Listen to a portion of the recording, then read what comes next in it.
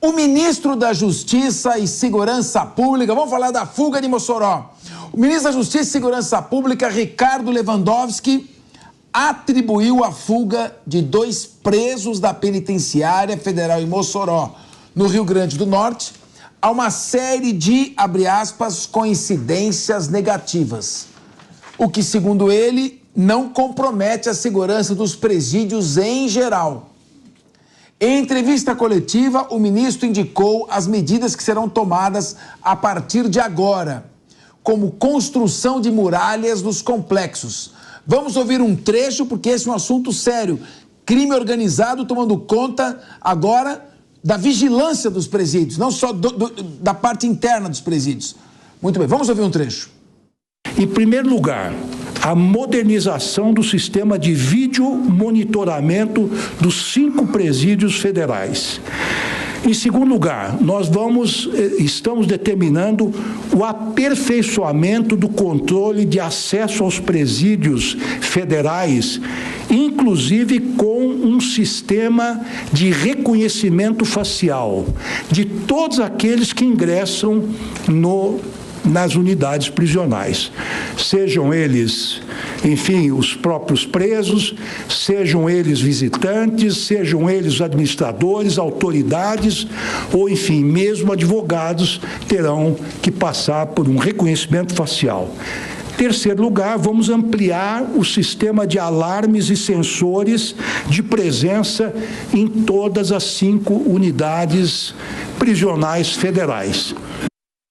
A fuga, Lewandowski disse que as câmeras de segurança não estavam funcionando.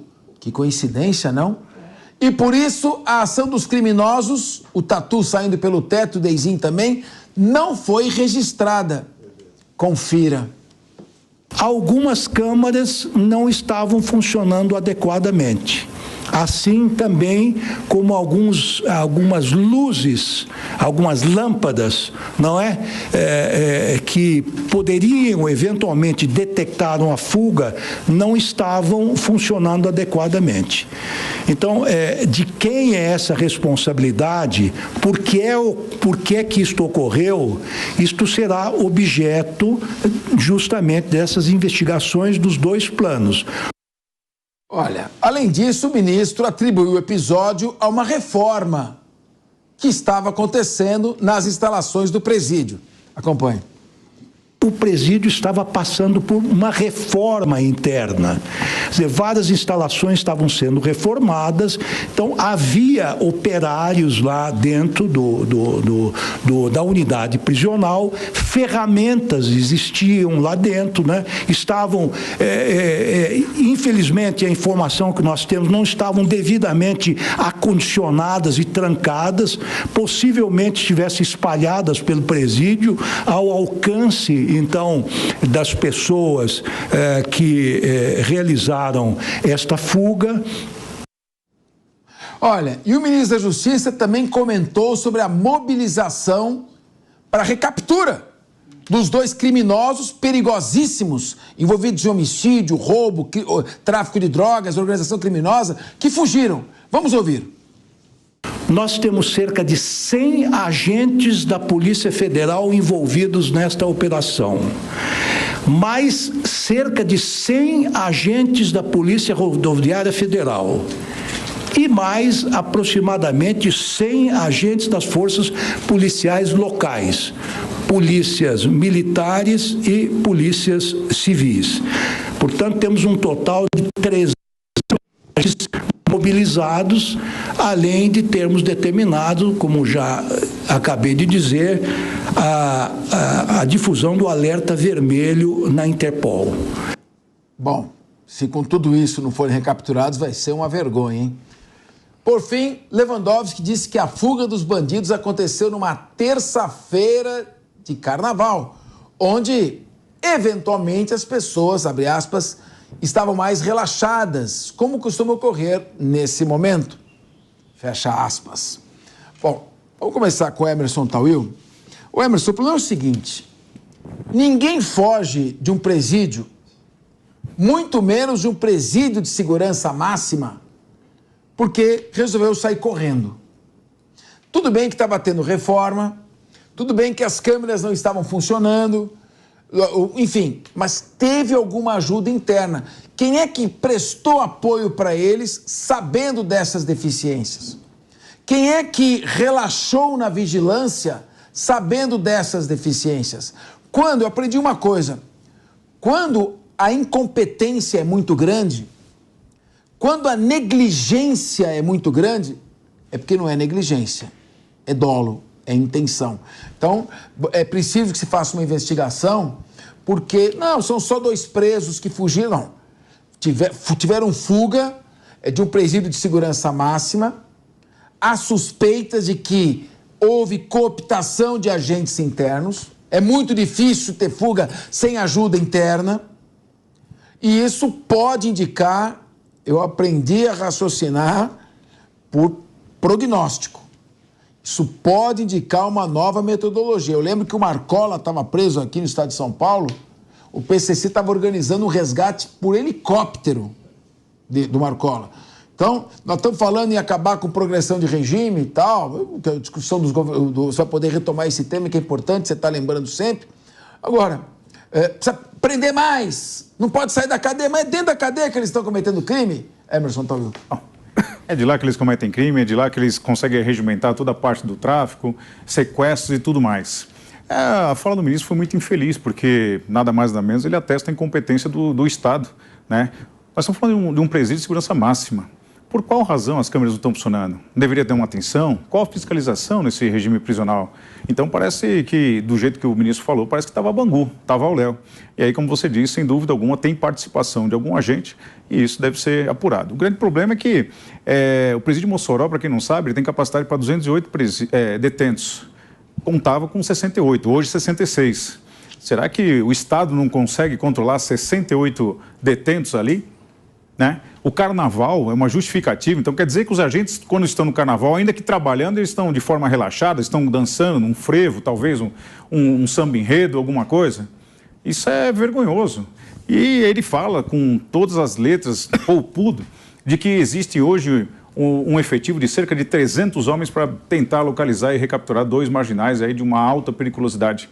Por qual razão esse engendramento, essa medição de esforço não foi colocada antes para que não tivéssemos que fazer uma colcha de retalhos, mas sim que tivéssemos que fazer a parte preventiva, né? Isso assusta, porque ainda mais o secretário de Justiça, salvo o melhor juízo, acabou dando detalhes em sua entrevista coletiva sobre as condições, como estão sendo feitas as tentativas aí para que sejam recapturados esses indivíduos. E o crime organizado, eles conseguem se articular, isso você proporciona, né, já uma facilitação de informações com que faça, provavelmente, dificultar ainda mais a localização desses indivíduos. E digo mais ainda, arriscaria dizer que nem no Brasil estão mais, né, porque não foi uma questão de oportunismo, foi uma coisa que foi engendrada, foi criada, foi articulada, né? Ainda mais 2 detentos desse quilate.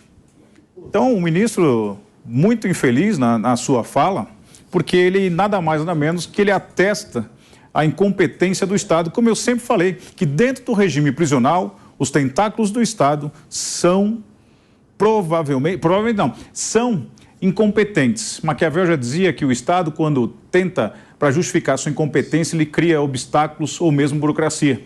E isso, as câmeras não funcionando é algo surreal. E outra, através de licitação, essas câmeras é feito por uma empresa. Então a empresa está ganhando dinheiro público e não está fazendo o seu papel. E por qual razão o Estado não fiscaliza isso tudo? É mais um caso, né? Na verdade, um descaso para com a população, deixando com criminais desse porte sejam colocados nas ruas. Mossoró, né, Rio Grande do Norte, vive pânico. Comerciantes e populares estão dentro de suas casas com medo que haja um confronto, muito provavelmente por conta desses marginais que estão foragidos. Agora, Diogo da Luz, eu pediria à produção que colocasse as imagens do presídio para que nós pudéssemos olhar enquanto você fala, para a gente ter a seguinte noção. A câmera não estava funcionando, tá bom? Estava em reforma o presídio, tudo bem? Agora, vamos dar uma olhada no seguinte. Ó, tá aí o Tatu, atual Homem-Aranha e o Deizinho. Olha, dá uma olhada. Tenta congelar a hora que chega, a hora que tem aquela visão de cima do presídio, a hora que para lá pra gente poder... Então é o seguinte, olha, dá uma olhada como é que alguém pode fugir. Tem câmera, tem sentinela na guarita. Tem 2 cercas, presumo que sejam eletrificadas. Se não for, é tremenda incompetência. Você tem o muro da prisão, olha essa imagem. Imagine alguém, olha a altura que tem esse muro. O sujeito subiu. Vou dizer pra você, Diogo da Luz, esses caras saíram andando do presídio. Ou de carro. Esses caras saíram andando do presídio. Pode investigar, as câmeras foram desligadas porque eles não pularam. Simularam que pularam e saíram andando pela porta da frente. E isso é aquilo que nós estamos aqui afirmando e dizendo. O poder de corrupção do crime organizado é muito grande. A gente faz a conta de quanto tempo ele vai ficar preso na cadeia e quanto ele vai ganhar. E isso pode significar, sim, um efeito multiplicador. É necessário muito rigor. Diogo da Luz, mostrando as imagens enquanto o Diogo fala, para vocês verem como é que o Tatu pode sair voando de dentro desse presídio. Capeza, a quantidade de absurdos é enorme. Começa que esses 2 criminosos são ambos do Acre. Eles já fugiram da prisão juntos. Eles já criaram motins na prisão juntos. E foram transferidos para um presídio de segurança máxima justamente porque são extremamente perigosos juntos. É dessas coisas que você fala, não é possível uma coisa dessas, né? E aí a gente vai um pouco mais adiante. Câmara não funciona. Está em reforma. História do carnaval. A história do carnaval, até fazer um parênteses aqui, é uma infelicidade do ministro, mais do que tudo. Em aviação se fala que urubu voa com urubu, gavião com gavião e galinha com galinha. Cada um no seu lugar. Esse ministro é muito experiente, tem muita vivência, mas ele não tem vivência política. Se colocou diante do microfone, se perdeu completamente e falou uma coisa muito desastrosa. Mas, voltando ao que eu vejo aqui, é o que a gente vê frequentemente no serviço público. É na pavimentação de rua. Aconteceu no metrô de São Paulo, nesta manhã, que a linha 1 parou de funcionar por problemas de energia, deu reflexo na 2 também, é a linha estatal. Pode acontecer numa privatizada? Pode, mas acontece menos. A gente vê sempre no serviço público falhas como essa. As falhas são muito, muito grandes e recorrentes em todas as esferas do serviço público. Será que não passou da hora da gente assumir que tem que discutir a possibilidade de privatização dos presídios? Pelo menos discutir. Não é que privatizou, resolveu tudo, não é isso. Mas, se é um presídio privado, o administrador do presídio sabe que se acontecer uma fuga, ele perde o negócio dele, ele perde a fonte de renda. A punição dele é automática com a cassação da licença dele para trabalhar lá. Então ele vai ter um cuidado muito maior. E certamente não vai deixar acontecer essa sequência de obras e também não vai deixar acontecer que tenha um único sistema de câmaras. Você tem que ter redundância nessas coisas. 2, 3 sistemas de câmara, tudo tem que ser dobrado. Da mesma maneira que a gente viu que tem 2 cercas lá, não pode ter um sistema único de câmaras. Eu não tenho dúvida que esse tipo de coisa vai acontecer em muitos outros setores, muitas outras vezes, porque é a falha do serviço público recorrente. É preciso rediscutir o serviço público, até porque a privatização, muito provavelmente, tornará os presídios não só mais eficientes, como mais baratos.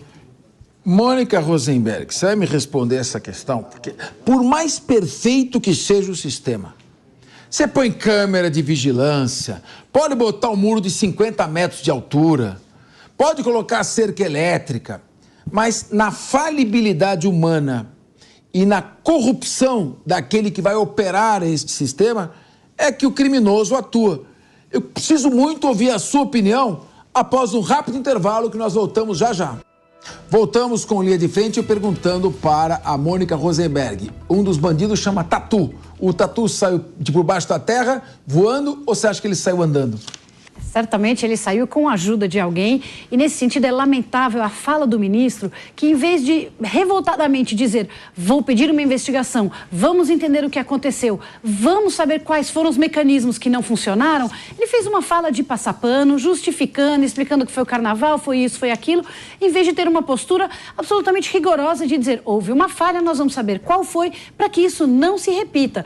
E aí começa essa história, vamos construir muro, a fuga foi na terça, hoje é sexta, sexta-feira. Eles já têm um projeto de construção de muro? Já houve uma análise detalhada de quais seriam as melhores soluções? É novamente o Brasil resolvendo os problemas sob violenta emoção, sob comoção nacional, sem ter o tempo e a análise técnica necessária. Agora, Rico, o ministro acabou de assumir e o secretário nacional de Segurança Pública ainda não assumiu. Essa fuga já vinha sendo planejada há algum tempo. Será que esses caras voltam vivos? Olha, sinceramente, é difícil a gente acreditar que eles conseguiram pular esses muros e tudo mais. Então, alguma falha, deve ter alguns humanos, podem ser que estejam envolvidos nessa história. A gente não sabe, ainda vai ser averiguado. E se isso acontecer, esse pessoal não vai querer que a sociedade inteira saiba o que aconteceu. Então, eu acho que não tem tanta chance desse povo, se forem pegos, voltarem vivos, não, hein? É isso aí. A não ser que de tatu ele não tenha nada, o apelido dele tenha que ser Homem-Aranha, porque ele saiu por cima da tela. Mas, enfim, como diz o Jorge Versilo, hoje o Homem-Aranha trabalha, não tem mais soltando teia em cima de ninguém. Vamos falar de um assunto aqui.